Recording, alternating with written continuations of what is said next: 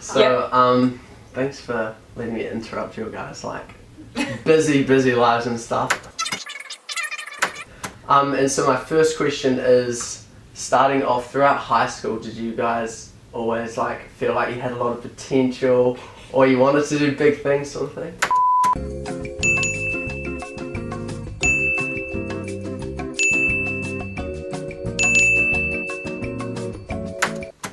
No, I used to wag so much that Oh really? they took all my scholarships off me. Yeah, grammar. What? Yeah, But they literally, because this is fascinating. I don't even know this. Yeah, I went to this pretty much the only inner city school I think that New Zealand has. So it's like off K Road, but it's this big really public one. Public one. Yeah, and it's a really big, diverse school, right? Yeah. For girls. It's like 70% Pacific. But it's New Zealand's oldest girls' grammar school, so it's also really rich. Like the older girls are really rich, so there's this weird contrast. Yeah. So you get scholarships for being the top of any of the classes, that you get money, but which is weird. So I got the top of like 4 different things in my final year of high school, but because I hadn't come to school, because I lagged so much, I got into trouble and they took all my scholarships off me and like shamed me.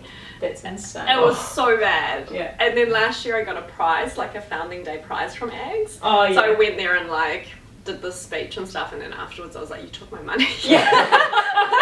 It's funny, that's very similar to and they were like, oh sorry. Yeah, because I was just on K Road for most of my high school years, like realistically. Causing trouble. So I went to Epsom Girls, which is the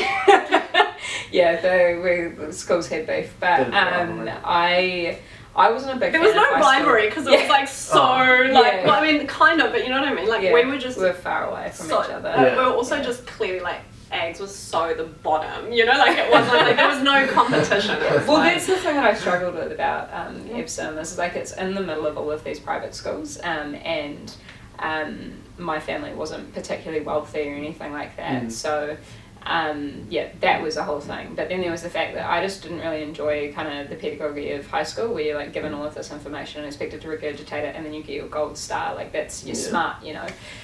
So I got into a lot of arguments with a lot of teachers, and I decided that I wanted to go to university early because I had like this really romantic notion of university as this place where you discuss ideas and like solve the world's problems and stuff. So a very romantic notion of uni. And I went and talked to the career guidance counsellor lady and was like, I want to go to uni early, and she goes, you can't. You have to do year 13. So I was like, really? Yeah. But you so don't. Exactly. So I went home and Googled it, and I found out about discretionary entrance. Back in her day. I found out about discretionary entrance to the University of Auckland. So I printed off the forms, convinced her it was a thing. So went through that process, got discretionary entrance, and because it was Epsom Girls and because it wasn't a normal process for them, I had to sign dropout forms. So they didn't invite me to join the Old Girls Association. Yeah.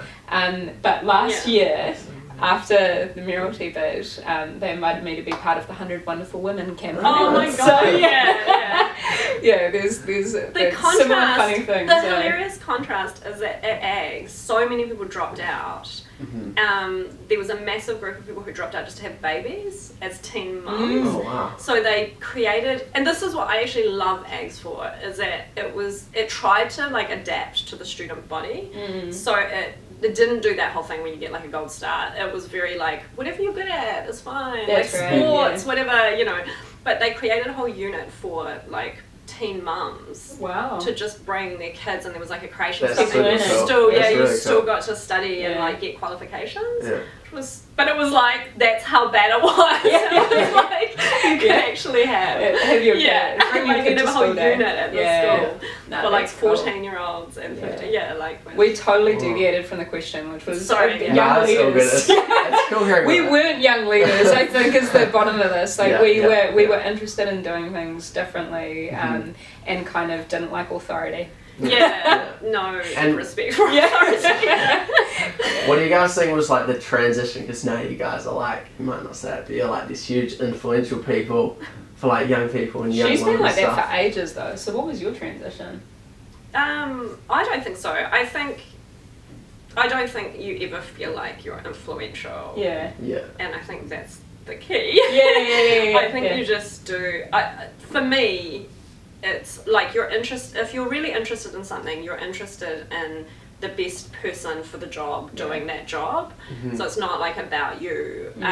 So for me, it was always about, and maybe this isn't that cool because it was a little bit like undermining myself, but I was always like, am I doing well enough? Am I doing well enough? Do I need to go back to the bottom, and do, so, and you get a little bit of like imposter syndrome once you achieve anything. So you're like, for me, that was at a certain point, when I finally got my first proper like UN job, and someone said, oh, I think someone in the HR department was like, you must be the youngest person who's ever held this role. and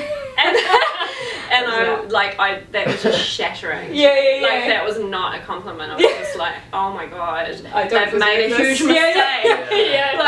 What am I going to do?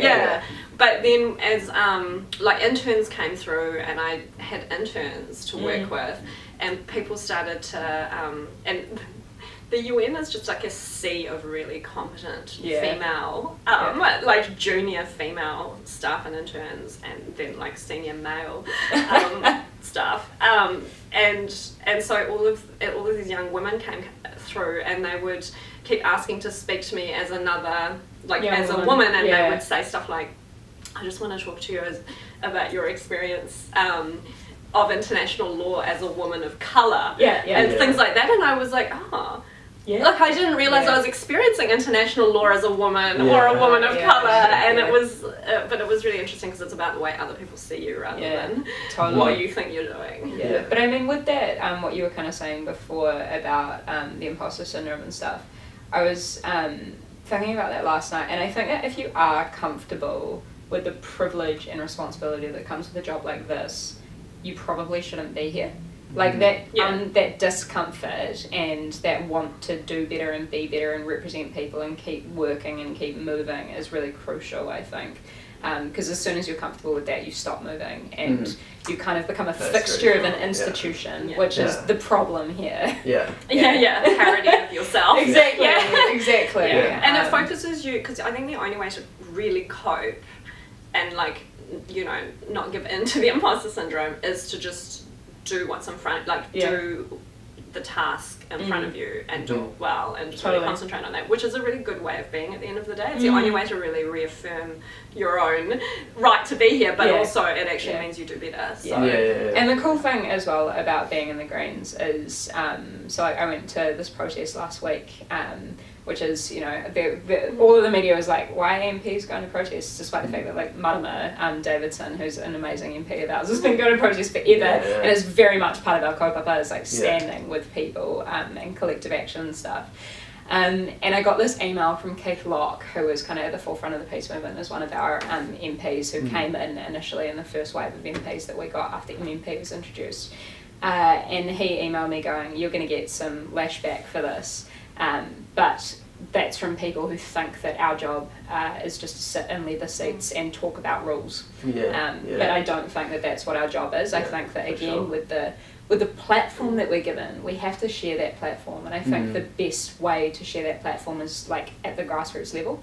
So it's really exciting. And I mean, I got interested in New Zealand politics as like a uni student because of Keith Locke going to a protest. So to me, that was like the first time someone in politics had shown a really deep interest, which I saw as being a deep interest because he went to a protest about things that I cared about and touched on my life, which was human rights stuff, like, Middle Eastern stuff, or Tibet, the independence movement in Tibet, and it was like, oh, someone in New Zealand even knows about that. And, people feel really disconnected from politics, and they might have other things that is their thing, whether it's gender stuff or whatever it is. And they don't see the connection between that and politics, but actually by getting down there and like doing things like protest, you go, actually, it's my all role connected. is connected. It's all political.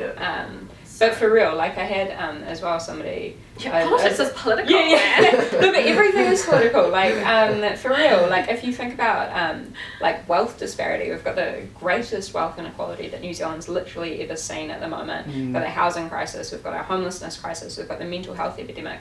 All of those things are fundamentally political because we've got a system that designs legislation and provides the funding for the safety net for people essentially, and equality or equity or whatever.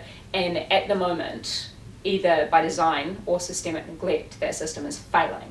So I think that's where our responsibility lies, is to fix that. And it's unfair. It's unfair to put it on non-governmental, non-political groups. It's, you know, for them to go and protest something, or for them to change their consumer habits, or for them to be fighting climate change, whatever it's.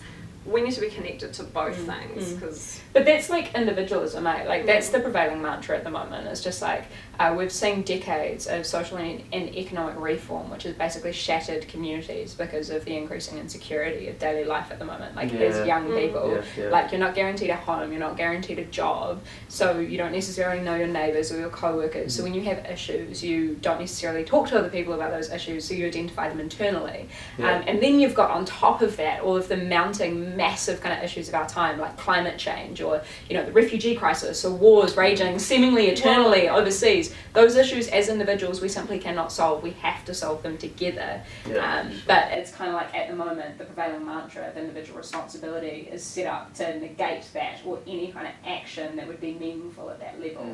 Well, it reminds me of things like when people say women should, you know, women aren't assertive enough in the workplace, or you know things like that, and you go, oh really, are we going to forget the millennia of oppression and just, you know, disenfranchisement? No, we need to lead on that, actually. Like we need to actually change the whole system so they don't have to be more assertive. Like it's actually okay. But yeah, so we are working in a situation where we can change systems. So for us to disengage from the grassroots or from communities is really unfair, because it's disingenuous. The voices aren't being heard, and we've supposed to risen be up representatives for those people. It has to be a participatory democracy or nothing. Yeah, no, the individualism is a little bit out of hand, and then it leads to scapegoating.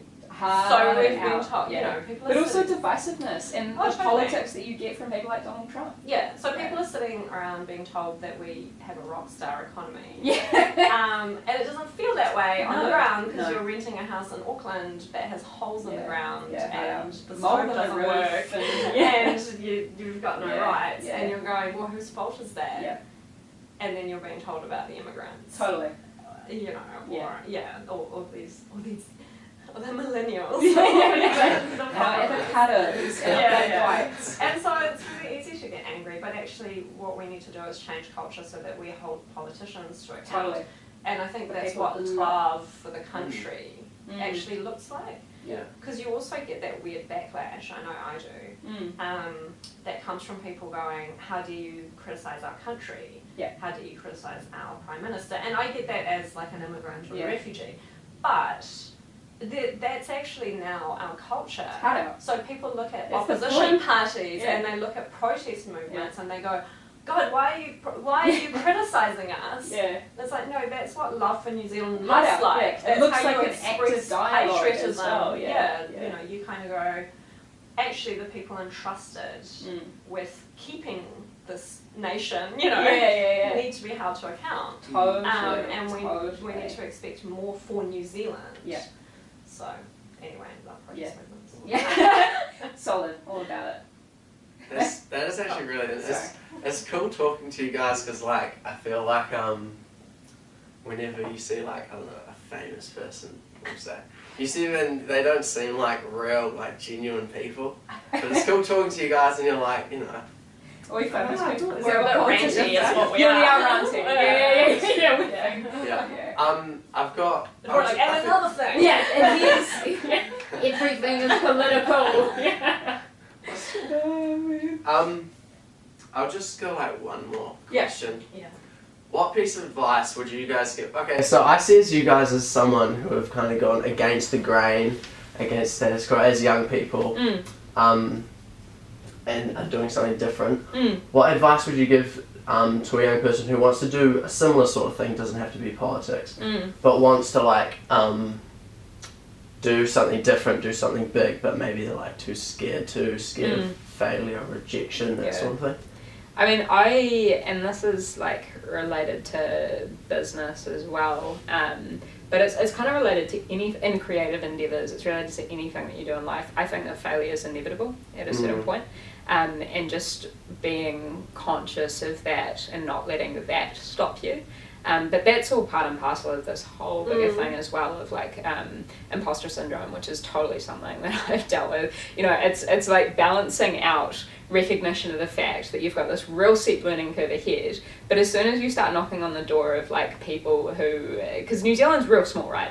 Like you can Google people and you get a phone number and you can call them. The world is really small. Like you realise, because even that no one's just asking for opportunity out there, you know. And if you start connecting with people, you realise how accessible people are, how accessible opportunity is, and then you get yourself into these positions where you're like, whoa, I've got all this responsibility, and I've like just somehow landed in this position. And that's not necessarily to say that like people deserve it per se, but it is to say that, I guess just keep moving and just be conscious of failure, because it's always around the corner, but it's important to deal with that and to grow. Yeah, I think I've always been driven by a sense, because of my background, with a sense of, remember, not everyone has opportunity at all. Like, on so many levels, and we don't have to go back down to like people are stuck in war. But some people are. But then also even within New Zealand, not everyone has access to opportunity. Without shoes. So my fear is always, weirdly, I haven't ever been afraid of failure so much as like missing opportunities, not taking opportunities. Like I'm really afraid of regret. So people are like, oh my God, you know, that's brave. You moved to Africa on your own and, you know, whatever. And I'm like, oh wow, I'm really scared for you because you didn't. And you wanted to, you know, because a lot of people actually talk. A big game. And or like I get throughout sort of since I went to the UN and sort of having back and forwards from New Zealand, I get put a lot of law students in particular like come up and have chats to me about career stuff. And I'm always really struck with, you know, there'll be people that are passionate about the same sorts of things and they want to follow in that type of path, and they'll lay all that out for me and then I'll tell them how to do it. And part of that sometimes is like, you know, give up the job at the law firm and, you know, go and do, and they'll go, but I've got to buy a house or I've got to, and I feel so scared for them because what will you do then? Because you'll wake up when you're 40 and go, that's so true. And it's, you know, I go, you know what you want to do. But don't get your dreams out of a BNZ commercial. That's not your dream. Like it's okay to fall behind. But I think people feel like they're coming last or second or whatever unacceptable position it is in a race that they didn't enter. Like you didn't want to be in that race anyway. But it's really scary, and that kind of status anxiety kind of sets in, especially in places like Auckland, I think, where people do keep talking about buying a house and having a wedding and whatever, and it's like, no, someone else put that together. That wasn't your dream. That's the most destructive thing that I've seen happen to artists in particular in Auckland, whether they are like, you know, in theatre or like traditional artists or musicians or whatever. They're progressing along with their career and giving it 100%, but it is, and starting to get those little wins, but then at a certain point their parents or their friends start getting married and buying homes or whatever, or their parents are like, when are you going to get a real job? And then that pressure kind of mounts, and all of a sudden again you buy into somebody else's like notion of success. So don't do that. Just try stuff. That's scary. That is scary. Totally. Be scared of that. And you'll lose your soul. Oh, that's super cool that you guys think like that as well. That's cool. Thank you very much, guys. That's so good. That was really thank cool. You. Good rants. No. Good ranting. Good ranting.